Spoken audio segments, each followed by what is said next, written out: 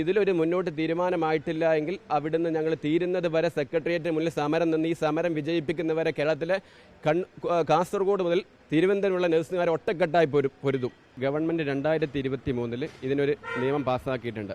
അങ്ങനെ ആ സമയത്ത് ഞങ്ങൾ കുറച്ച് സമരം ചെയ്തതുകൊണ്ട് പല മാനേജ്മെൻറ്റുകളും ഞങ്ങളുമായിട്ട് UN എന്ന സംഘടനയെ ഒത്തുതീർപ്പാക്കി ഞങ്ങൾക്ക് ഇൻ്ററിം അലവൻസ് താൽക്കാലിക ശമ്പളം വർദ്ധിപ്പിച്ചിട്ടുണ്ട്.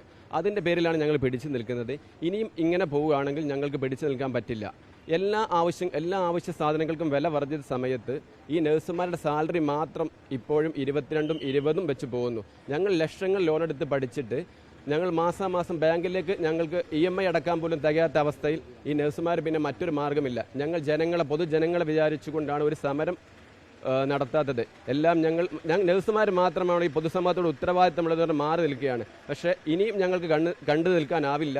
ഞങ്ങൾ നാളെ നടക്കുന്ന സമരത്തിൽ എല്ലാ എമർജൻസി ഡിപ്പാർട്ട്മെൻറ്റിൽ 1/3 സ്റ്റാഫ് കൊടുത്ത് ബാക്കിയുള്ള ഡിപ്പാർട്ട്മെൻറ്റെല്ലാം ഞങ്ങൾ ഒഴിവാക്കും. അതും ഞങ്ങൾ ലൈഫ് സേവിംഗ് ഡിപ്പാർട്ട്മെൻറ്റ് മാത്രമാണ് ഞങ്ങളത് ജനങ്ങളുടെ ആവശ്യം മുൻനിർത്തി ലൈഫ് സേവിംഗ് കാര്യങ്ങൾ മാത്രമേ ഞങ്ങൾ പരിഗണിക്കുള്ളൂ. ഇതും നാളെ ഞങ്ങൾ സെക്രട്ടേറിയറ്റ് മാർച്ചും കിടന്ന് ഇതിലൊരു മുന്നോട്ട് തീരുമാനമായിട്ടില്ല എങ്കിൽ അവിടുന്ന് ഞങ്ങൾ തീരുന്നത് വരെ സെക്രട്ടേറിയറ്റിന് മുന്നിൽ സമരം നിന്ന് ഈ സമരം വിജയിപ്പിക്കുന്നവരെ കേരളത്തിലെ കാസർഗോഡ് മുതൽ തിരുവനന്തപുരമുള്ള നഴ്സുമാരെ ഒറ്റക്കെട്ടായി പൊരുതും.